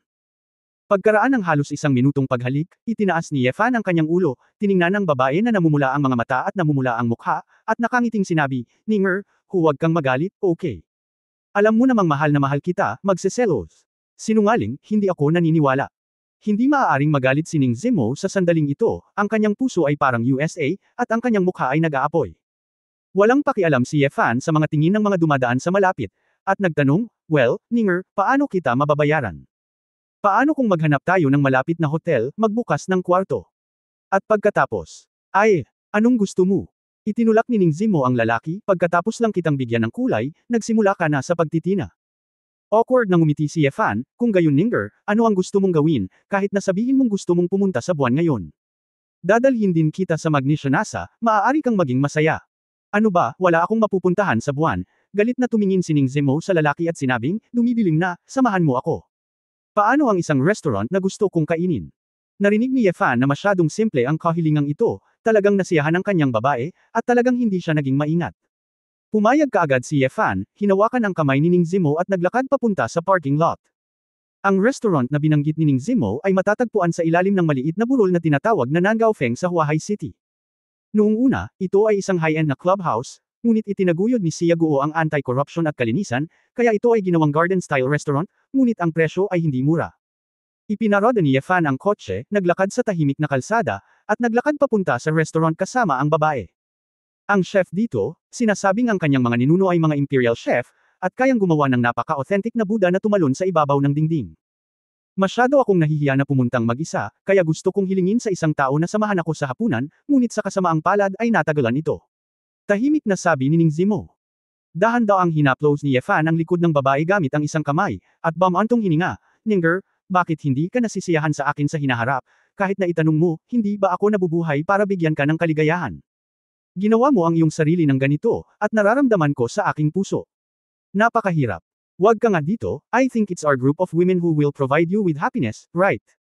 Inilibot ni Ning Zimo ang kanyang mga mata sa lalaki at sinabing, saan nakadikit ang iyong mga kamay? Hindi ka ba natatakot na pagtawanan? Ngumiti si Ye Fan at sinabing, kapag natapos na tayong kumain, bakit hindi tayo maghanap ng malapit na hotel, mas magiging exciting ito. Humph! Bumalik ka pagkatapos mong kumain. Bumalik ka sa sarili mong bahay. Inalis ni Ning Zimo ang kamay ng lalaki, ang taong ito ay kailangang lumayo pa sa sandaling mapatawad siya. Pagpasok sa restaurant, agad na lumapit ang isang waitress na naka-cheongsam, nakangiti at nagtanong, Mr. Madam, may appointment po ba kayo? Hindi, kailangan mo bang magpa-appointment? Tanong ni Ye Fan. Hindi naman, medyo masikip lang ang mga upuan sa tindahan namin. Ngayon isang VIP box na lang ang natitira, pero ang box ay may minimum na konsumo. Pwede bang 2 tao? Tanong ng waitress. Oo. Sumagot si Ye Fan nang hindi naghihintay na magsalita si Ning Zimo. Natigilan sandali ang waitress at sinabing, Sir, ang aming VIP box ay nangangailangan ng minimum na konsumo na 10,000 yuan. 10,000 ay 10,000 lang. Gusto ng asawa ko kumain ng Buddha jumping over the wall. Makukuha mo lahat ng iba pang pinakamahal na pagkain, kaya 10,000 na tayo. Naisip ni Yefan sa kanyang sarili, mayroon pa rin siyang malaking gana. Gustong kalimutan na ito ni Ning Zimo, ngunit matapos marinig ang sinabi ng lalaki ay nakaramdam siya ng sarap sa puso, kaya hinayaan na lang niya ito. Ang sabi ng waitress ay, "Oh, nagtatrabaho sa ganoong high-end na restaurant at nakakita ng maraming mayayamang tao, hindi ako masyadong nagulat, ngunit humihingi ng paumanhin, kayong dalawa, tumagal ng kahit 2.5 oras para maghintay para sa Buddha jumps over the wall, at kayong dalawa ay hindi gumawa ng appointment. Kung gayon, maaaring tumagal ito ng mahabang panahon. 2.5 oras. Sumimangot si Ning Zimo, gaano katagal? Oo, ang Buddha jumps over the wall sa aming shop ay nakabatay sa mga tradisyonal na gawi, at talagang perpekto ang bawat detalye, kaya kung hindi na kayo makapaghintay, maaari kayong magpa-appointment sa susunod. Halika muli, sabi ng waitress. Nag-alinlangang tinanong ni Ning Zimo si Yefan, may oras ka ba? Oo naman. Basta gusto mong kumain, teka lang. Buti na lang maghintay magdamag. Sumuko din si Yefan, ibinaba ang lahat at hinayaan si Ning Zimo na maging masaya at sinabi. Pagkatapos ng lahat, sa mahabang panahon, may hiniling ako kay Ning Zimo, at ginawa ng mga babae ang kanilang makakaya. Ang bihirang Ning Zimo ay gustong kumain ng masarap. Matamis na tumanggo si Ning Zimo, okay, kumain muna tayo ng iba at maghintay. Matapos marinig ito, dinala silang dalawa ng waitress sa isang VIP box na may anti-gang palamuti at puno ng estilo ng Southeastern Sia Kingdom. Ang kahon na ito ay maaaring upuan ng 10 tao, at silang dalawa ay nasa isang malaking mesa, na talagang isang card. Talagang mahirap para sa ating dakilang Panginoon ng impyerno, ang paghihintay ng matagal ay isang pag-aaksaya ng iyong mahalagang oras, na pabuntong hininga si Ning Zimo at nagbiro. Nagkusa si Yefan na tulungan ang babae na magbuhos muna ng isang tasa ng mabangong tsaa, at ngumiti, sino ang humiling sa akin na maging asawa mo, tulad ng nararapat? Ninger, napakayaman ko, ano ang gusto mong kainin sa hinaharap, ano ang gusto mong bilhin, kahit na sabihin mo sa akin, susubukan kong maging mabait sa iyo sa hinaharap. Magiliw na tiningnan ni Ning Zimo ang lalaki, iniunat ang kanyang kamay at niyakap ang braso ni Yefan, nakasandal sa kanyang balikat, at sinabing, asawa, ayaw ko talagang bumili ng kahit ano, kung ano ang makakain. Gusto ko lang na manatili ka sa akin. Ngumiti si Yefan at inabot ang kamay para hawakan ang mukha ng babae, alam ko. Gusto ko ring maging malaya at makasama ka. Samahan mo lang ako. Oo, sasamahan kita. Bagaman alam kong kasinungalingan ito, mukhang napakasaya, sabi ni Ning Zimo. Ang mainit na kapaligiran sa kahon ay nagpakalma sa kalooban nilang dalawa, at naramdaman ang pagmamahalang hatid ng pambihirang mundo ng dalawang tao. Matapos maghintay ng halos 2 oras, naghain din ang restaurant ng 4 o 5 mamahaling pinggan, ngunit naantala ang Buddha jump over the wall. Buti na lang at hindi nagmamadali ang dalawa. Bagamat medyo naiinip sila, interesado rin si Ning Zimo na makinig sa kwento ni Yefan tungkol sa nangyari kamakailan. Sa sandaling ito, bumukas ang pinto ng kahon, at pumasok ang waitress at isang manager ng restaurant na nakasuot. Sir and ma'am, pasensya na sa abala sa inyong dalawa. Nilingon ni Yefan ang kanyang ulo at nagtanong, tumalon si Buddha sa dingding. Ang nahihiyang sabi ni manager, Sir, may ilang bisita sa restaurant ngayon lang. Wala silang upuan at kailangan ng VIP box. Kaya gusto naming hilingin sa inyong dalawa na magtulungan, para magpalit tayo sa A-table sa labas. Naglinis na kami ng table. Sumimangot si Yefan at sinabing, ilang bisita. Marami ba sila? 6 sila, sabi ng manager. Wala bang mauupuan sa labas? Umorder na kami ng mahigit 10,000 pagkain, at mahigit 2 oras na kaming naghintay. Dapat may first come, first served, sabi ni Yefan. Zinc 6 gifs or 6 vekaw keksol noito 4 fekstir 2 or 1 var 37 fas 48 kekstol, aw siyam bis pituhoy dayof siyam roy free Q katumbas ang. Napahiya sandali ang manager, at ngumiti siya, Sir. May mga espesyal na pagkakakilanlan ng mga bisitang iyon, at hindi komportable na maupo sa mga upuan sa bulwagan. Chapter 1106 na sikat ka ba? 1106. Kumunot ang noo ni Ning Zimo at sinabing, napaka-espesyal nito. Maaaring ito ay isang kahiya-hiyang karakter. O isang hari, isang prinsipe o isang prinsesa. Nabubuhay pa ba tayo sa isang feudal na lipunan? Tumawa ang manager, hindi iyon. Nagkataon na ito ang kahon. Kayong dalawa ay may maliit na bilang ng mga tao, kaya maaari mong ayusin na lumabas, kaya. Ibig sabihin, ay buli tayo dahil kakaunti ang tao. Hindi ba sapat ang konsumo natin? Kung may mga pansamantalang bisita, itataboy tayo, bakit ngayon lang natin kailangang gumastos ng minimum consumption na 10,000? Hindi nasisiyahang sabi ni Ning Zimo. Mabilis na umiling ang manager, hindi. Alam namin na naabot na ninyong dalawa ang pinakamababang konsumo. Mabibigyan ka namin ng kalahating diskwento para sa inyong dalawa. Nakikita mo ba iyon? Hindi ito tungkol sa pera, ito ay tungkol sa first come, first served, sabi ni Yefan, kahit nabigyan mo ako ng libreng bill, hindi namin babaguhin ang kahon. Kung ikaw ay nasa negosyo, dapat mo ring pag-usapan ang tungkol sa mabuting pakikitungo. Mayroon bang pagkakaiba sa pagitan ng mataas at mababang katayuan para sa mga bisita?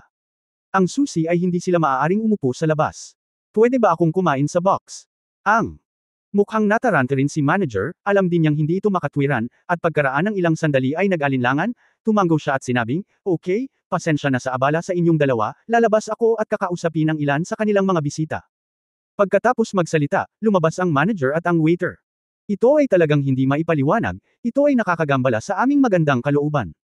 Umiling si Yefan at humigop ng kanyang inumin. Napangiti si Ning Zimo at sinabing, normal lang. Maraming tao na pumupunta dito para kumain ay mayaman man o mahal, ang iba ay upstart, walang kultura, at may galit. Hindi naman sa ayaw kumain ng kahon o kung ano paman. Hayaan mo na sila. May sasabihin sana si Yefan nang tumunog ang telepono. Nang makita niya na parang mula sa militar ni Xia Guo, kinuha niya ito. Hey, pagtataka ni Yefan, sino ito? Isang napakagalang na boses ang nagmula roon, Mr. Ye. Ako si Wang Zi, naaalala mo ba? Sinabi ni Yefan, hindi ako Alzheimer's. Ikaw ang lalaki mula sa Jiangnan Army Defense Department, syempre naaalala mo, ano ang mali? Nako, hindi talented si Mr. Wang. Kamakailan lang, pinagkatiwalaan siya ng hepe. Naupo lang siya bilang Commander-in-Chief ng Jiangnan Army, at wala na siya sa Defense Department. Hehe. Napangiti si Wang Zi, ngunit hindi niya maitago ang kanyang saya. Nakangiting sabi ni Yefan, mabuti na lang, ang Commander-in-Chief ng buong Jiangnan Army ay isang kakilala sa hinaharap, kaya mas aalagaan ko ito sa hinaharap. Oh, Mr. Ye, isa ka talagang hari ng kasamaan. Ikaw at ako ay parang isang maliit na ahas at isang tunay na dragon, hindi natin may kukumpara. Noong hinirang ako ng pinuno, espesyal na hiniling niya sa akin na bisitahin ka paminsan-minsan, at swertehin ka. Komunikasyon, ikaw ang mainstay ng ating Xia Kingdom. Kaya kung magkaroon ngayon, salamat sa paulit-ulit mong pangangalaga sa simula, hinding-hindi ito malilimutan ni Wang Zon. Nakaramdam ng goosebumps si Yefan, malamang alam ng taong ito ang tungkol sa nakaraan sa usapin ng Tianjin City, nagligtas ako ng isang grupo ng mga pinuno ng mag-isa, kaya lumapit ako para purihin ako. Okay lang, bakit mo ako hinahanap? Tanong ni Yefan. Nagmamadaling huminto si Wang Zi, hindi naglakas loob na magsalita ng walang kaparerekon, at nagsabi, ganito, upang pasalamatan ka sa iyong kontribusyon sa kaharian ng Xia, ilang mga pinuno ang espesyal na naghanda ng isang maliit na regalo para sa iyo, at hiniling sa akin na ipadala ito sa iyo. Paumanhin ngayon. Maginhawa ba? Naalala ni Yefan, na parang binanggit ng Dragon King ang bagay na ito bago bumalik mula sa kabisera, kaya nagtanong siya, ano ang manipis na regalo? Hindi ba't maraming bagay? Hindi gaano, hawak ko ito sa aking kamay, sabi ni Wang Zi. Sinabi ni Yefan, wala ako sa bahay, bakit hindi ka pumunta sa ibang araw? Alam ko, Mr. Ye, ikaw ay nasa restaurant sa ibaba ng South Cake. Nasa lungsod na tayo, ngunit hindi ko alam kung ito ay makai-istorbo sa iyong pagkain. Napangiti si Wang Zi na nahihiya. Kinusot ni Yefan ang kanyang mga mata, napakatapang ninyo, sinusundan ako ng GPS. Mr. Ye, mangyaring huwag mong intindihin. Hindi ito ang ginawa namin. Wala akong karapatang sundan ka. Kaya lang, Dragon Soul lang. Sa sobrang takot ni Wang Zi ay nanginginig siya. Napabuntong hininga si Yefan, alam din niya na para sa isang taong katulad niya, hindi talaga siya maaaring hindi pansinin ng bansa, at kung wala siyang sasabihin pa, tiyak na mag-aalala siya sa kanyang pakikitungo sa Doomsday Kingship. At kapag may nangyaring mahalagang bagay, tiyak na umaasa ang matataas na opisyal ng Xia Guo na malaman kung nasaan siya sa lalong madaling panahon.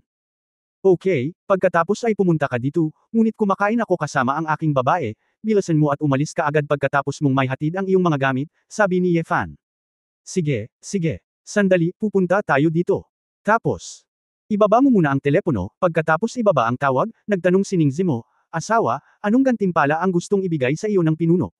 Nagkibit balikat si Yefan. Nagkibit balikat, ewan ko, hayaan mo sila. Hindi ka kapos sa pera, at hindi ka maaaring maging opisyal. Wala akong maisip na anumang maibibigay nila sa iyo, sabi ni Ning Zimo. Sa sandaling ito, muling tumunog ang pinto ng kahon, at pumasok ang manager na may kahihiyan na mukha, kasunod ang isang babaeng nasa 30s na nakasuot ng black-rimmed glasses at may dalang malaking LV bag. Ano ang sitwasyon? Sumimangot si Yefan. Humingi ng paumanhin ang manager at sinabing, pasensya na po talaga sir, gusto po kayong makausap ng bisitang ito. Sumulyap ang matabang babae kina Yefan at Ning Zimo, at sinabing, babayaran namin ang iyong pagkain, at ilalabas ka agad ang kahon na ito. Ngumiti si Ning Zimo, bakit? Sa tingin mo ba kulang tayo ng higit sa $10,000? Ang Inilabas ng matabang babae ang 2 stack ng cash mula sa kanyang bag at inihagis ito sa mesa. Ito ay 20,000 dolyar, bibigyan kita ng dagdag na 10,000, okay lang ba? Umalis ka, mahinang sabi ni Yefan. Anong sabi mo? Kilala mo ba kung sino ang amo natin? Galit na sabi ng matabang babae na nanlalaki ang mata. Walang pakialam na sinabi ni Yefan, kahit sino ang amo mo, lumabas ka. Ikaw. Nang makitang malapit ng magalit ang matabang babae, mabilis siyang hinikayat ng manager na lumaban, Ma'am, huwag po kayong maiinip, hindi po alam ng dalawa na nandito si Direk Chen at Mr. Wu. Kinagat ng matabang babae ang kanyang mga ngipin, ipinatong ang kanyang mga kamay sa kanyang dibdib, at mayabang na sinabi, ayoko mang sabihin, tutal, noon pa man, napakaloki na namin. Ngunit ngayon ko lang masasabi sa iyo, ako ang manager ni Wuhan, si Amy, at ngayon ang aming pamilya Wuhan pumunta ako dito para kumain ng Buddha Jumps Over the Wall, at sumama sa akin ang direktor na si Chen Keji. Kung medyo mas kilala mo at hayaang lumabas kaagad ang kahon, maaari kong hilingin sa aking pamilya Wuhan na bigyan ka ng 2 naka-autograph na larawan, paano ito? Ito ay kawili-wili, tama. Hindi ito maaaring hilingin ng mga ordinaryong tao. Pagkatapos natapos na sabihin ni Agent Amy ang mga salitang ito, natahimik ang kahon ng mahigit 10 segundo. Sumimangot si Yefan at tinanong si Ning Zimo, na nasa tabi niya, sino si Wuhan? Sino si Chen Keji? Sikat ba siya? Medyo natarante rin si Ning Zimo, at nag-isip sandali, mukhang nakikinig sa babae sa tea house namin. Nabanggit ito ng waiter, pero hindi ko alam. Narinig na ni Chen Keji, pero hindi ako madalas nanonood ng sine. Tumigil ka na sa pagpapanggap. Paanong kahit sino sa edad mo ay hindi pa nakakakilala sa Wuhan natin? Hindi makapaniwalang sabi ng matabang babae na si Amy. Zinc 6 Gifser 6 Vekaukaxol Noito 4 Fakstir 2 or 1 Var 37 Fas 48 Kextol. Nagulat din ang manager ng restaurant, at pinaalalahanan sa mahinang boses, kayong dalawa, Wuhan, siya ay mula sa Hangul Idol Group, at ngayon ay bumalik siya sa China para mag-perform at kumanta. Hindi ba't maraming advertisement para sa kanya? Nasusunog ito. Chapter 1107 Hindi talaga ako marunong makipag-usap. 1107. Hinawakan ni Yefan ang kanyang baba at sinabing, sikat na sikat ba ito? Hindi ko masyadong pinansin. Kung may oras siyang natitira, tutulungan niya si Mumumu na maglaro, kaya bakit hindi manood ng anumang entertainment news at mga pelikula sa TV? At saka, naging fiancé niya si Ling Yue, ang nangungunang aktres sa mundo. Ni hindi alam ni Yefan kung ano ang ginawa ni Ling Yue, at imposibleng mas bigyan niya ng pansin ang idolo na ito. Diba, sikat na ngayon, anong konting sariwang karne? Nakarinig si Ning Zimo ng ilang maiinit na salita sa internet. Xiao Shanro. Natigilan si Yefan, siya mismo ang nakarinig nito, at nagsabi, oh, malamang alam ko na, lalaki lang yan, si Wuhan din ba si Xiao Shanro? Mabilis na tumango ang manager ng restaurant, oo, hindi ba talaga ninyo alam na dalawa? Si Mr. Wuhan ay may higit sa 80 milyong tagasunod sa Yule Weibo. Totoo, hindi ko alam kung anong drama ang ginawa niya, ungol ni Yefan. Oh my God! Exaggerated na bulalas ni Amy, dalawa ba kayong primitive na tao? Ang pamilya namin na si Wuhan ay isang superstar na nanalo lang ng Seazong Award para sa Best Actor. Ni hindi mo pa nga narinig ang Wuhan namin. Over. Nakikita ni Amy na hindi talaga kilala ni Yefan at Ning Zimo ang kanyang bituin, kung gaano sila makalupang. Ikanaway ni Yefan ang kanyang kamay, ayaw niyang maging masyadong bastos sa mga ordinaryong tao, at mahinahong sinabi, sabi ko. Sister Ai, hindi ba't si Wuhan sa iyong pamilya ay isang nakakahiya, entertainer, hindi isang miyembro ng maharlikang pamilya, o isang uri ng secret agent na especially iya? Ang pag-arte at pag-awit ay lahat ng gawain. Katulad ng isang chef na tumitimbang ng kutsara o master ng pedicure. Bilang isang artistang gumaganap para sa publiko, hindi ba dapat mas malapit ito sa publiko? Napakalaki ba nito kaya kailangan mong kumain sa kahon? Ang pangunahing punto ay na tayong lahat ay nakaupo dito nang naghihintay ng 2 oras, at hindi ka maaaring umupo sa labas. Kung ipipilit mo kaming paalisan, hindi ka makatwiran. Sino ang nagsasabi sa iyo ng totoo? Gusto mo bang kumain sa labas ang mga international big-name directors tulad ng pamilya ko na sina Wuhan at Director Chen? Mabangis na sinabi ni Amy, maniwala ka man o hindi, hindi ka makakakain at makakalakad. Si Ning Zimo Bayan ay hindi masyadong nagalit. Nang marinig ang mga salitang ito, hindi niya napigil ang mapangiti, napakalaking tono, gusto kong makita, ano ang magagawa mo sa amin? Sa sandaling ito, maraming tao ang dumating sa pintuan. Pumasok ang isang binata na may tininang pilak na buhok, ear stud, maputi ang balat, at matulis na baba. Sa sandaling makita ni Yefan ang binata na ito, sumimangot siya, dahil nalaman niyang nagpinta pa ang lalaking ito ng eyeshadow, lip gloss, at maraming pulbo sa kanyang mukha. Sa unang tingin, hindi man lang alam ni Yefan kung lalaki o babae ang lalaking ito, ngunit pagkatapos tingnan ng kanyang Adam's apple, sigurado siyang lalaki ito. Amy, anong hell are you doing? Amy, what the hell are you doing? Ang matabang ahente na si Amy ay tumugon kay Yingwen nang humihingi ng tawad, Han, pasensya na talaga, ang dalawang taong ito ay masyadong ignorante sa kasalukuyang mga pangyayari, alam na ikaw at si Director Chen iyon, ayaw pa rin nilang pakawalan ito. Hindi ba't hiniling ko sa iyo na bigyan sila ng pera? Malaking bagay na bigyan sila ng 20,000, nagpout si Wu Han. Nagbigay ako, ngunit sinabi nila na ikaw ay isang entertainer, hindi ito malaking bagay, at hiniling nila sa amin na kumain sa labas. At hindi nila narinig ang tungkol sa iyo at hindi alam kung magkano ka, sabi ni Amy. Ano ba? May mga tao pa sa Kwansiya na hindi ako kilala. Mga tanga ba sila? Sumimangot si Wuhan at tumingin muli kay Yefan ng masama. Ibinuka ni Yefan ang kanyang mga kamay at sinabi sa matatas na London accent, Hoy, buddy, wala akong narinig na tulala ka, sobra na. At saka, ang sabi ko, dapat malapit sa publiko ang mga artista, hindi naman kailangang eating in the box ay hindi ibig sabihin na mababa ang tingin sa mga artista mo, lahat ng antas ng buhay ay kailangang respetuhin ang isa't isa. Nang marinig ang Yingwen accent ni Yefan, sumimangot si Wuhan at sinabi sa Chinese, bakit mo ako kinakausap sa Yingwen? Ipagmalaki mo ang iyong pagbigkas. Hindi napigilan ni Yefan ang pagtawa at pag-iyak, para makapagsalita ka ng Siago dialect. Kung gayon bakit ngayon mo lang ginamit si Yingwen? Akala ko si Yingwen lang ang kilala mo. Tanong ni Amy. Walang imak na umiling si Yefan, hindi talaga ako makapagsalita sa iyo. Anong uri ng bagay ang karapat-dapat kang makipag-usap sa akin? Hayaan mong sabihin ko sa iyo, gusto ko ang kahon na ito ngayon. Itinuro ni Wuhan ang kanyang daliri sa lupa. Si Yefan ay masyadong tamad na mga tuwiran, at itinuro ang labas, kasama ko ang aking babae ngayon, siya ay nasa mabuting kalooban, makipag-usap habang nabubuhay pa ako, lumabas ka. Kinagat ni Wuhan ang kanyang mga ngipin. Kahit saan siya magpunta, napapaligiran siya ng mga bituin at tagahanga. Hindi pa niya nakilala ang isang taong walang alam sa kasalukuyang mga pangyayari.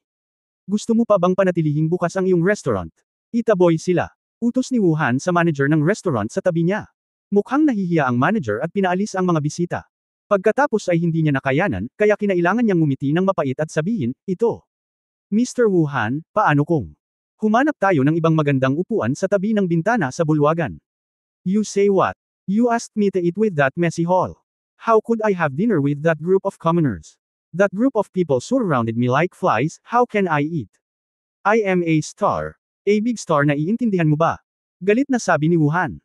Takot na takot ang manager ng restaurant kaya pinagpapawisan ang kanyang noo, at muli siyang tumango.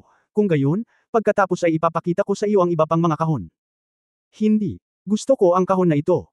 Gusto kong lumabas ang dalawang lalaking ito. Naiinis na sumulyap si Wuhan kay Yefan. Ito, hindi alam ng manager kung ano ang gagawin. Natatakot ka ba na masama ang iyong reputasyon at walang negosyo?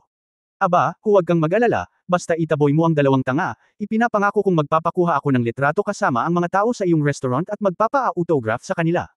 Dapat alam mo kung gaano ako karami. Sa isang Weibo, magkakaroon ka ng tuloy-tuloy na daloy ng mga bisita. Napangiti si Wuhan ng may pagmamalaki. Mapait na bamantong hininga ang manager ng restaurant, Mr. Wuhan, ito. Hindi talaga ako makapag-isip.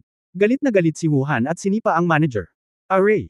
Sinipa sa sikmura ang manager, nataman ang pader sa likod, at bumagsak sa lupa, kitang-kita ang sakit ng ngipin. Napag-alitan si Wuhan, dam. Ayaw mo bang gawin ito? Hindi na nakatiis si Ning Zimo, at nagtapon ng tasa ng tsaa. Bang! Ang! Diretsyong nabasag ang tasa sa mukha ni Wuhan.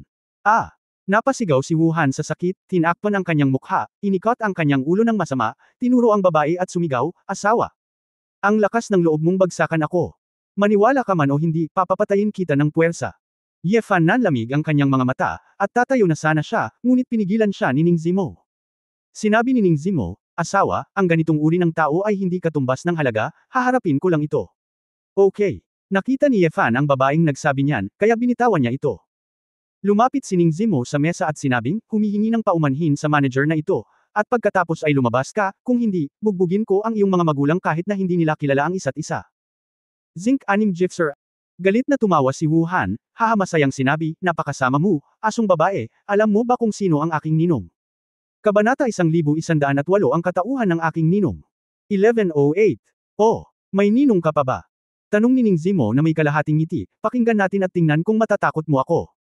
Masiglang pinunasan ni Wuhan ang mga sulok ng kanyang bibig gamit ang kanyang mga daliri, at malamig na sinabi, ang boss ng Siago Royal Entertainment Company, Yang Huacheng. At ang kanyang asawa, sila ang aking ninong at ninang. Paano ito? Natatakot ka ba? Sinabi pagkatapos ng mga pahayag na ito, ang ahente na si Amy at ang iba pa sa gilid ay lubos na nagmamalaki at tumingin kay Ning Zimo at Yefan ng may panghahamak. Saglit na nag-isip si Ning Zimo, at sinabing, ang Yang Huacheng na sinabi mo ay mula sa Zinigang sa Xiangcheng. Mukhang narinig mo na iyon, kaya mayroon kang ilang mga utak.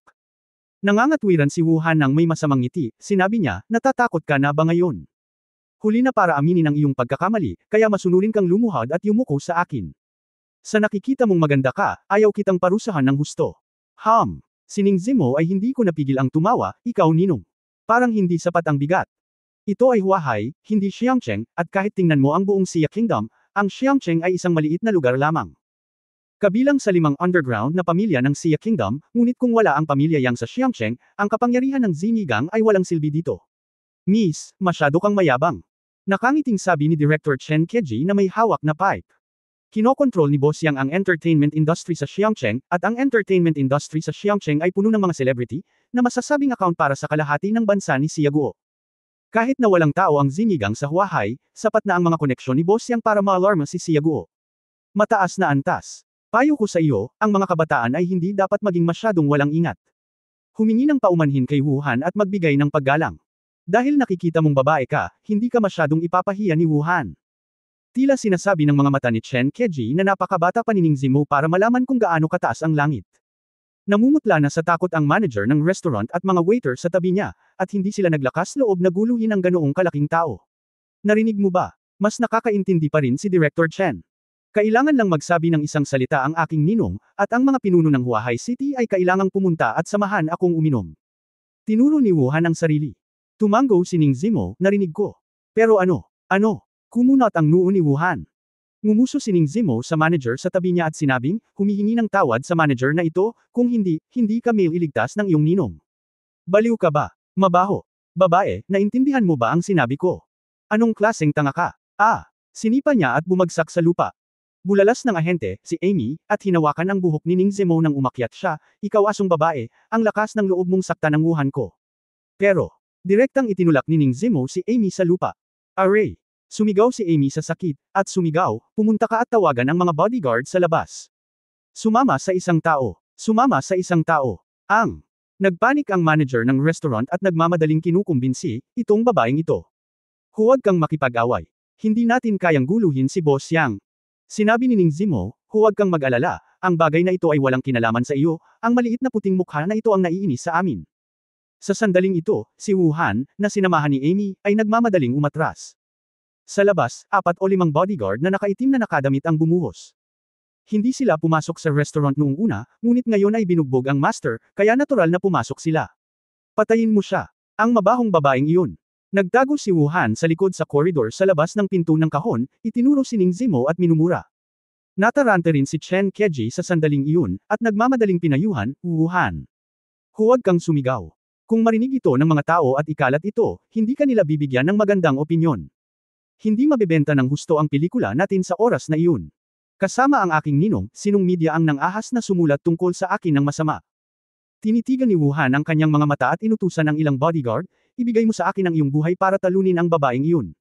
Sa akin dito, okay lang na pumatay ng tao.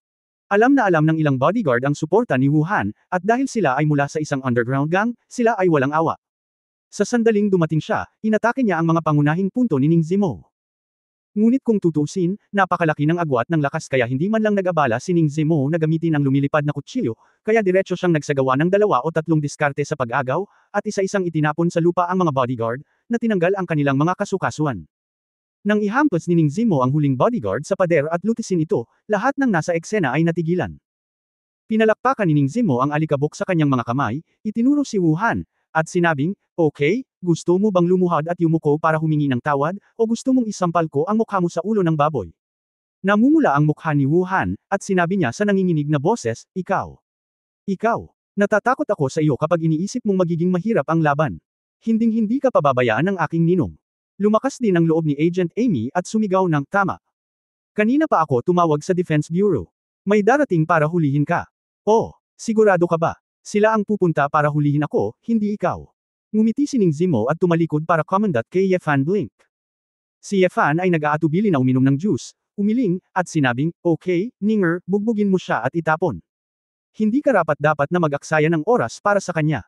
Habang nagsasalita siya ay biglang tumakbo mula sa labas ang isang waiter. May kabadong ekspresyon sa mukha, sumigaw siya sa manager ng restaurant, manager. Maraming sasakyan ng hukbo ang papalabas. Mukhang maraming sundalo ang pumunta sa restaurant namin.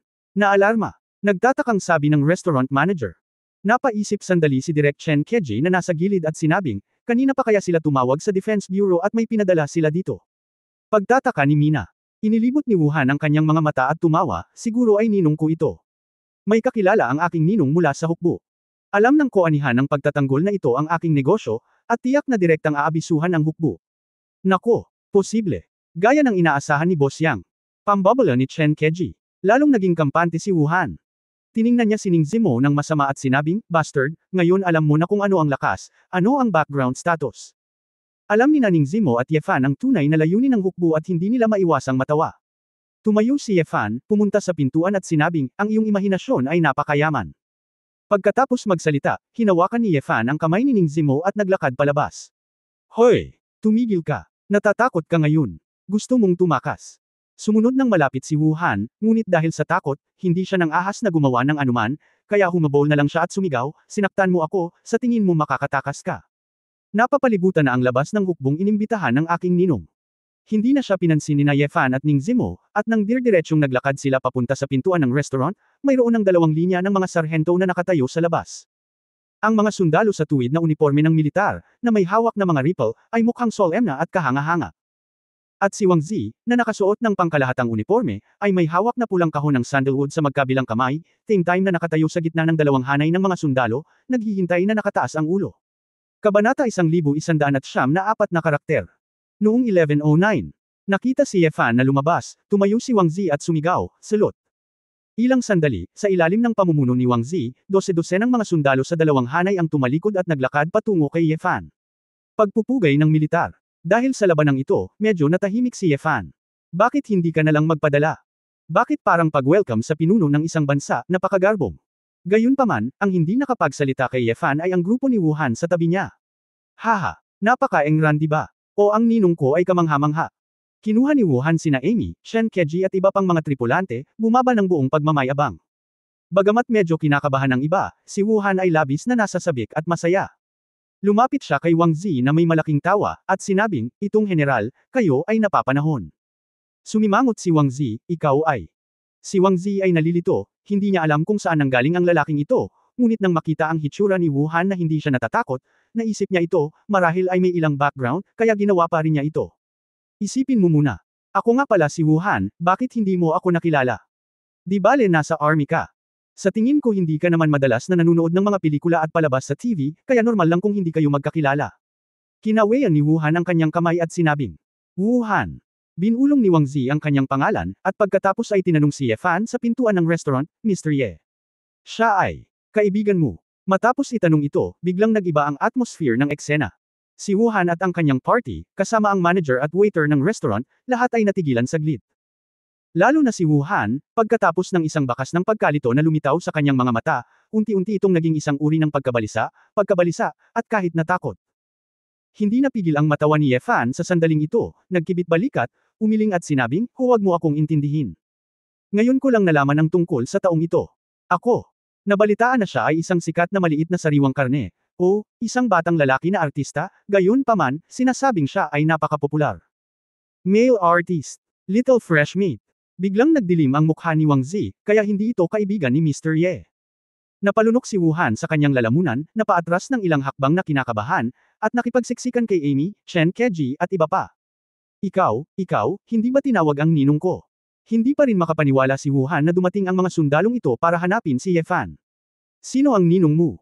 Binalak ni Wang Zi na magtanong ng malinaw para maiwasan ang anumang hindi kailangang gulo. Mabilis na sumigaw si Wuhan, ang aking ninong na siyang Huacheng. Chairman ng Xiaoguo Royal Entertainment Company. Xiang Cheng Zinigang ang kapangyarihan ng aking ninong. Dapat mong malaman ito. Mapangahas. Agad namang nanlaki ang mata ni Wang Zi, galit na sinabi niya, isang underground gang din ang nagpapadala sa ating hukbo ng siya. Sinusubukan mo bang magrebelde? Natural, magagalit si Wang Zi. Akala niya ay kamangha-mangha ang Wuhan na ito. Nagsimulang lokohin siya. Lumalabas na sa huling pagsusuri, ang tagapagtaguyod ay pinuno lamang ng Xingyi Gang, at hindi man lang niya naabot ang antas ng 5 underground na pamilya sa Xia Kingdom. Ang mga taong ito sa industriya ng entertainment, sa harap ng hukbo ni Xia Guo, ay natural na hindi umutot. Kung gusto mo silang patayin, hindi ba sandali lang? Ang isang maliit na artista, na may mamantika na ulo at noodles ng harina, hindi lalaki o babae, ang nangahas na magpanggap sa harap ng general na ito, sinusubukan mo bang hamakin ang ating hukbo? Malakas na tanong ni Wang Zi. Hindi ganito. Akala ko. Iiyak na si Wu Han, at hindi niya alam kung paano ito ipapaliwanag. Humajijek si Ning Zimo at sinabing, General Wang, akala niya ay nilabas mo siya at ninakawan kami ng aming kahon. Pwede siyang kaladkarin, hindi naman sa hindi kakain ng VIP box, kailangan niya kaming itaboy, o papatayin niya ako. Tell ang Lana. What? Grab. Fight. Pagkatapos na maunawaan ni Wang Zi, lalo siyang nenas, at hindi siya makapagsalita ng maayos. Pagkatapos ng lahat, masasabi sa kanya ng kanyang mga nakatataas na dapat niyang linangin ang isang magandang relasyon kay Ye Fan, at subukan ang kanyang makakaya upang madama ni Ye Fan na siya ay kabilang sa bansang ito. Sa hindi inaasahang pagkakataon, 2 araw lamang pagkatapos niyang maupo bilang bagong opisyal, may nangahas na nakawan ng silid kainan ni Ye Fan sa Huahay, at binugbog pa ang babae ni Ye Fan hanggang sa mamatay.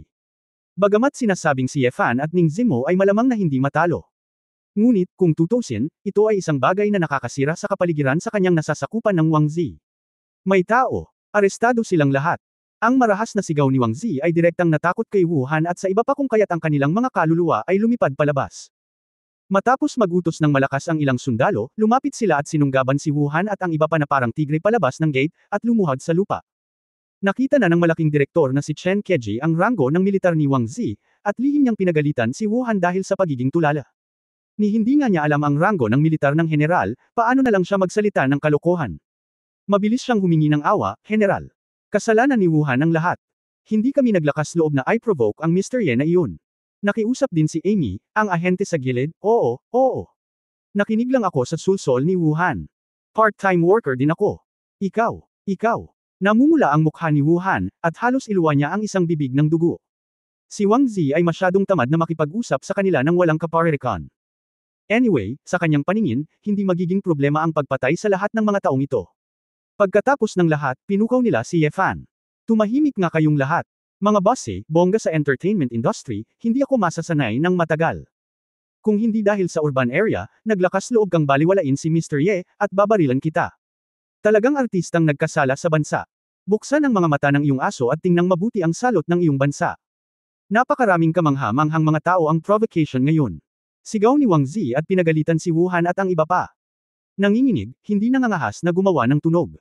At the same time, nataranta silang lahat. Ano ang pinagmula ng binata na nakatayo sa pintuan ng restaurant? Paano kaya igagalang ang militar ni Xia Guo? Matapos ituwid ni Wang Zi ang kwelyo ng kanyang uniforme ng militar, naglakad siya patungo kay Ye Fan na may time na mukha. Matapos lumapit kay Ye Fan, binuksan ni Wang Zi ang mabigat na pulang kahon ng sandalwood.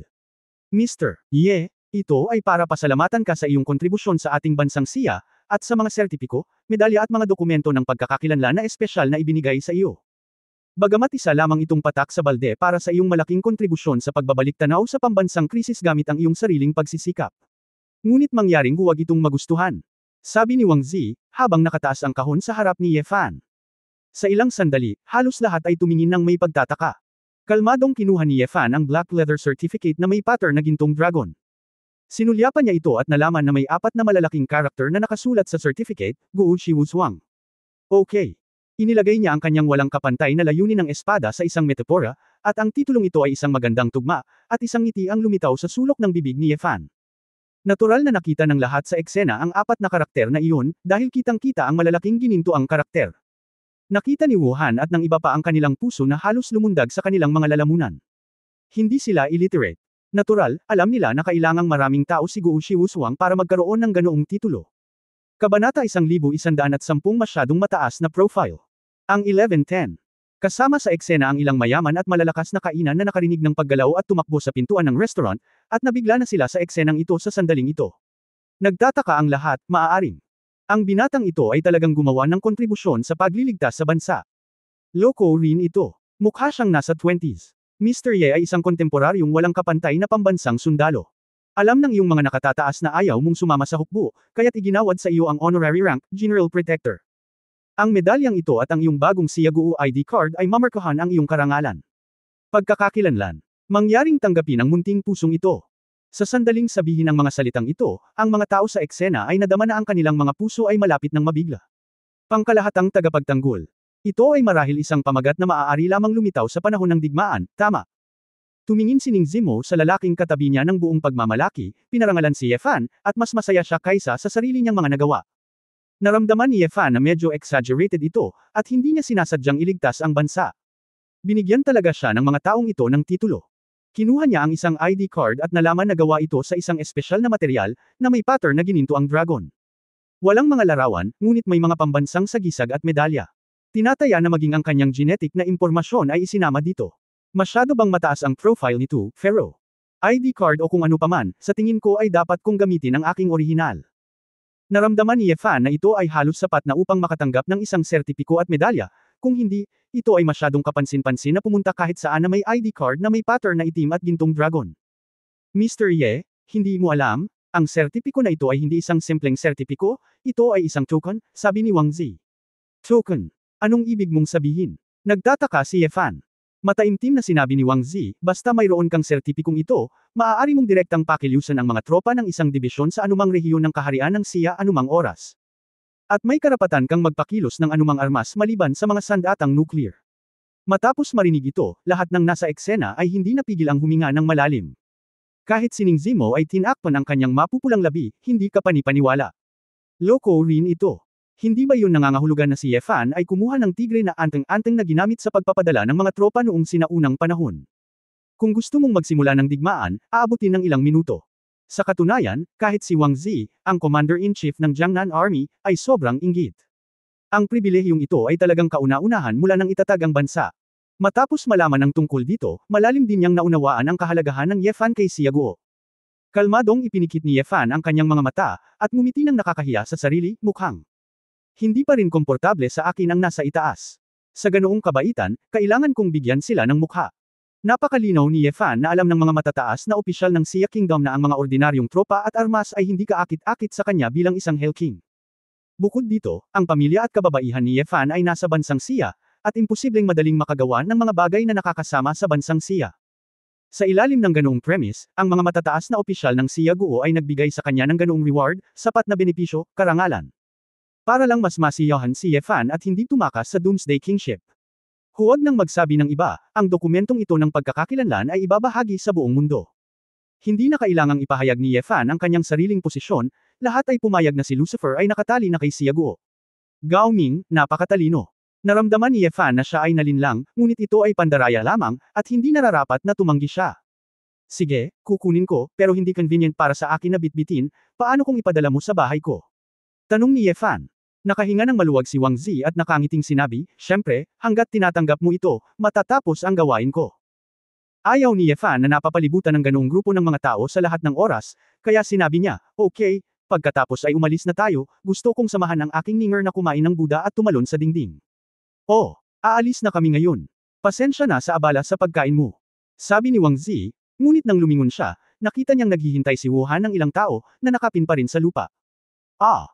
Mr. Ye, paano mo haharapin ang mga lalaking ito na nang-ahas na maging walang galang sa iyo? Nagtanong si Wang Zi, paano kung arestuhin ko sila para sa korte ng militar? Pagmamakaawa, pakiusap. Bitawan mo ako. Wala na talaga akong dare. Ginoong Ye, ikaw ay marami. Hayaan mo na ako. Mabibigyan kita ng pera. Napakayaman ng ninong ko. Shut up. How dare you openly bribe? Sinisiraan mo ba si Mr. Ye sa pagkuha ng pera para makausap si Mr. Ye? Galit na sabi ni Wang Zi. Napagtanto ni Wuhan na may nasabi na naman siyang mali. Sa sobrang init ng pantalon niya, sa sobrang takot ay diretsyong umihi. Counselor, nakakainis. Umiling si Wang Zi, at ang mga sundalo sa tabi niya ay nagpakita rin ng panghahamak. Sumigaw si Wuhan ng, wow, umaasang makahanap ng tahi para makapasok. Nang makita ng isang grupo ng mga bisita ang hitsura ni Wuhan, lahat sila ay nakaturo at nakaturo, halatang hindi nila inaasahan na magiging ganito ang isang sikat na idolo. Mr. Ye, sa tingin mo paano mo siya haharapin? Lumingon si Wang Zi at nagtanong. Nag-isip sandali si Ye Fan, at pagkatapos ay tinanong si Ning Zimo, Ninger, sabihin mo sa akin, hindi ba ito bagay sa iyo? Kinagat ni Ning Zimo ang kanyang mga labi at ngumiti, kung gayon, turuan mo sila ng leksyon. Kahit ano pa ang korte ng militar, hindi sila kwalipikado. Naunawaan ni Wang Zi at nakangiting tumango, okay, ang ibig sabihin ni President Ning, may tumanggap ni Wang, tapos huwag mo nang bitawan. Mr. Ye, dahan-dahan lang kumain. Pagkatapos magsalita, iwinagayway ni Wang Zi ang kanyang kamay at hinayaan ang mga sundalo na agawin si Wuhan at ang iba pa, lahat sila ay sinamahan sa kotse. Nang muling tumalikod sina Yefan at Ning Zimo at naglakad pabalik sa restaurant, agad na bumigay ang lahat at tumingin kay Yefan ng may paghanga at pag-usisa. Ang manager ng restaurant at ang iba pa ay pinagpawisan ng malamig. Buti na lang at hindi nila natulungan si Wuhan at ang iba pa ngayon, kung hindi ay magdusa sila. Sa wakas ay naghintay sina Yefan at Ning Zimo hanggang sa tumalo ng kanilang Buddha sa dingding. Pagkatapos nilang mabusog, lumabas sila ng restaurant na may 90-degree bow ng grupo ng mga empleyado ng restaurant. Bagamat paulit-ulit na sinasabi ni Ning Zimo na gusto niyang bumalik sa Zia Tea House, hinayla pa rin siya ni Yefan sa isang high-end na hotel. Ang kaakit-akit na gabi, natural na hindi na kailangang sabihin. Kinaumagahan, maagang bumangon si Yefan, hubot-hubad, at tinapos ang isang set ng mga ehersisyo sa harap ng bintanang mula sa sahig hanggang kisame ang pakiramdam, na-refresh ang pakiramdam. Lumingon siya sa likod at nakitang matamlay na nakatitig sa kanya si Ning Zimo, ang kanyang mga mata at nakapaut na mapupulang labi, na nagpapakita ng kakaibang estilo kaysa sa karaniwan. Ngumiti si Yefan, naglakad papunta sa kama, yumuko at hinalikan ang nababanat na pisngi ni Ning Zimo, ngunit nang hahalikan na sana niya ang pink na labi ng babae, tumalikod si Ning Zimo. Ay, hindi pa ako nagsipilyo, huwag kang humalik. Inabot ni Yefan at hinawakan ang magulong buhok ng babae, at nakangiting sinabi, Ninger, bakit parang pagod na pagod ka, marami ka bang nainom kagabi? Si Ning Zimo ay pumulupot sa kubrekama, parang kuting, at mahinang nagsabi, sino ba ang nagsabi sa iyo na huwag mo akong hawakan ng matagal? Tapos biglang naging marahas. Ang tagal ko nang hindi nagawa, paano ko tatanggapin ang lahat ng ito ng sabay-sabay? Nakinig si Yefan sa malambot at madulas na tunog ng ilong, at naramdaman na may isa pang apoy na malapit nang sumugod sa kanyang ibabang tiyan. Akmang babuhitan na niya ang kubrekama ni Ning Zimo, narinig niyang nag-vibrate ang telepono. Pagtatapos ng kabanatang ito. For more videos, click on the notification bell.